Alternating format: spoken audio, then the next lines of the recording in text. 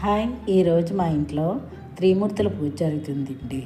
త్రిమూర్తులకు కావాల్సిన పూజా విధానం, కావాల్సిన సామాగ్రి ఇలా మట్టి ప్రమిదలు ఉండాలండి. ఒత్తులు వేసుకొని కొబ్బరికాయలు, పువ్వులు, ఆకు చెక్క, అరటి పండ్లు, కలవ పువ్వులు, పత్రి, నేరేడు పత్రి, మారేడు పత్రి, మర్రి పత్రి ముఖ్యంగా ఉండాలి.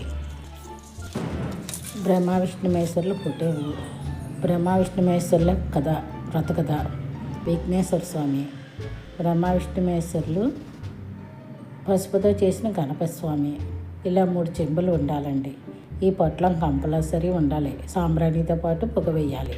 ఈ స్వామివారికి పెద్దగా నైవేద్యాలు అవసరం లేదండి. చలివిడి, వడపప్పు, బెల్లం, పరమాన్నం, అటుకులు, బెల్లం, శనగపప్పు, మన ఇష్టం వచ్చిన ఫ్రూట్స్, బ్రహ్మ విష్ణు మహేశ్వరుల కథ బుక్కు, స్వామివారిని 3 భాగాలుగా విభజించి 3 కలశాలు పెట్టుకోవాలండి. మనం స్వామివారికి 3 తాంబూలాలు ఇవ్వాలి. 3 కలశాలు పెట్టుకొని 3 తాంబూలాలు ఇచ్చి కథ చదువుకొని అక్షింతాలు తలపైన వేసుకోవాలి. ఈ వీడియో నచ్చితే లైక్ చేయండి, షేర్ చేయండి, సబ్స్క్రైబ్ అవ్వండి.